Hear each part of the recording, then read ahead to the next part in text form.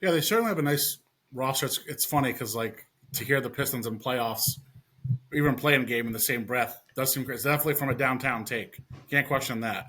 But I do like their young pieces. Jalen Duran is another young bull that they have down low. He's kind of the throwback big man in the paint, glass eater on both offensive and defensive, rebounding. So I think there's a lot of pieces there, like you said. So I listen. I don't know who could hate on the Pistons. They've been irrelevant for a long time. Wouldn't mind seeing them, get a little shine. So I'm going to go with a team missing the playoffs. I have the Golden State Warriors missing the postseason, and whether take that for what you will. If I can buy myself the insurance of they can make the play-in game and lose and not make the field of eight, I'll go with that. But I guess my logic for it is the West is tougher, and I'm going to allude to a little bit of that in my next take. But I think there's several teams, the Rockets, for example, that are young, kind of like the Pistons in the East, where there's a lot of young talent there. They also have some veteran mix as well. They signed Fred VanVleet last year, who's a big leader for them.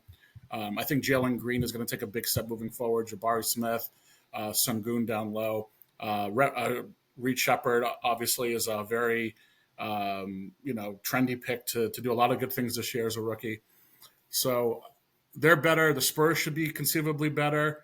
And then with a team that I'm going to get to with my next take, the Memphis Grizzlies, I think are going to be a lot better. So there's teams that missed the postseason last year and were kind of like gimme games Yeah. for teams like the Warriors that I think are going to be taking a lot of steps forward. The Warriors also are going to be, let's be honest, Steph Curry has had injuries in the past. There's going to be a lot more pressure on him to carry this team. Klay Thompson, for whether he was the Klay Thompson of old last year or not, I think it's a big loss for that locker room and for some of the leaders on that roster, like Steph Curry. So, while I do think Pozinski obviously had a lot of good burn last year and proved kind of like came out of nowhere as a rookie. Kaminga really took leaps and bounds forward. I think those guys could improve and would see improvement, but I still don't think the Warriors are going to get very far. So that's kind of my hot take as the Warriors missing the playoffs. Yeah, and I tend to agree. I thought that going into last year too. I mean, Chris Paul added to the mix last year.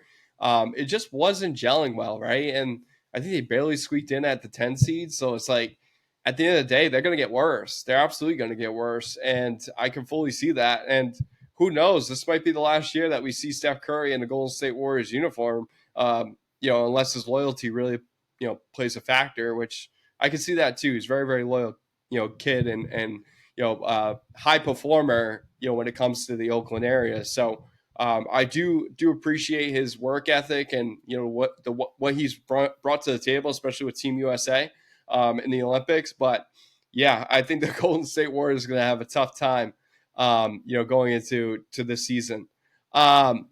For me, I got Shea Gilgeous-Alexander winning MVP, and Chet Holmgren will finish top 8 in the MVP conversation as well. So the slim, when you think of the slim big man, right, it's becoming like a very popular topic these days. Like Alex Sarr, drafted this year. Obviously Victor Wembanyama, who's a generational player. You have Chet Holmgren now, and Porzingis is coming back alive with the Celtics. So there's a lot of mobile big man who can shoot the rock, who can block shots, find a way to rebound the ball. I think Chet sneaks in the top 8 MVP. I think Gilgeous-Alexander wins. But when you think of tandems on a team, right? Magic and Kareem finished top 5 3 times in their career together. Kobe and Shaq, right, finished in the top 5 in 2002 and 2003, and then you had KD and Russell Westbrook in the top 5 when they were with the Oklahoma City Thunder, and recently I believe it was Domantas Sabonis and De'Aaron Fox, last year. I think De'Aaron Fox finished at 10, and I think Sabonis was right around 8.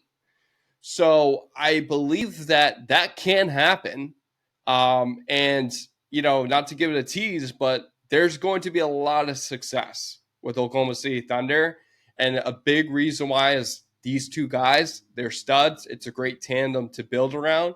And I think there's going to be a success in the works with Oklahoma City Thunder. I mean, frankly, I thought SGA should have won it last year, so I don't hate that pick at all. But yeah, the Thunder obviously, like you kind of just said, they have a lot of good young pieces. Chet Holmgren being one of them. Um, I'd be all for it. I mean, SGA is probably one of the more exciting players to watch in the league, and obviously the Thunder don't get a lot of primetime games, but when they're on, you better watch Oh yeah. because that guy's something special. Hopefully, they're on more primetime games this year. So I'm going to go with another, Western Conference team I was just talking about a little bit earlier, Memphis Grizzlies. I'm going to say that they're going to make this at least the semifinals of the Western Conference postseason. So that was a team that was really bitten a lot by injury bugs last year. They actually led the NBA in 55 different starting lineups and had the most players rostered last year throughout the season at 33. It's like the Cleveland So Browns of the NBA. literally, just it was crazy how many guys they had, how many injuries they had to suffer. Obviously, to a lot of their top guys as well. But I think what that does is it allows guys to also step up and get playing time. Yes. Young guys that might not have gotten the burn that they would have gotten. So I thought Vince Williams and Zaire Williams, Brandon Clark. I know Kennard's been around for a while, but him, Aldama, there's a lot of pieces there that are now going to be taking maybe a little bit more of a step back and coming off the bench or different contributing roles. And obviously, John Morant, Jaren Jackson, they're going to make that team run. Let's not forget, 2 years ago, they were the number 2 seed in the Western Conference Sure. with the same core. And obviously, Desmond Bain, who I think is a really underrated player in his own right. So I think they're going to be taking a step forward. I like the coach. I like the team there. They also brought in 2 rookies that I think could immediately impact them with Zach Edey. And I'm a little biased here, but Cam Spencer with the UConn guy defending, national champs back to back. Yep. Might I add? Bad So taste I in my think those are mouth. two. Yeah. Oh yeah. I forgot you are a UConn fan, and I'm a Yes. PC fan. So we are rivals in their own way. So I expect big things from those. I mean, Edey is a trendy pick to be rookie of the year. Yeah. Obviously, there's not a lot of guys like him in the league anymore. I think Cam Spencer, if you watched UConn or college basketball last year, you know that he's capable of doing a lot of different things. Yeah. So if he gets a chance off the bench, I think that he can be a nice spark plug for them too. So I think Memphis makes a run this year. I like that pick, and also Stephen Castle. Castle for the San Antonio Spurs. He's now in the mix. UConn has some great guards, and they're proving their worth at least. To start the preseason, they had a really good preseason, so I can see them having a strong regular season going into this campaign. For me, Orlando Magic finishes third in the East. Now, don't give me Milwaukee. Don't give me Philly. I think a lot of times we get caught up in the names when you think of the Philadelphia 76ers, right? Have they gotten better? Maybe with Paul George, maybe, but he's hurt. He has a hyperextension knee, and now Joel Embiid has to put more pressure on him with Maxey, and then you have Milwaukee, who if you look at Milwaukee's roster, there's really not a lot of guys that have proved it, right? And there's a lot of 1 year guys, 2 year guys. Obviously you have Giannis and you have Dame Lillard, and Middleton's hurt right now, right? So you got Bobby Portis, you got Brooke Lopez, who's aging up there. I could actually see maybe Milwaukee finishing outside the top 5, and that allows Orlando to creep up. And when you think of 1, 2, 3, right, it's probably the Celtics, Knicks, and then Orlando. I think Orlando finishes third, and I think they get to the Eastern Conference Finals.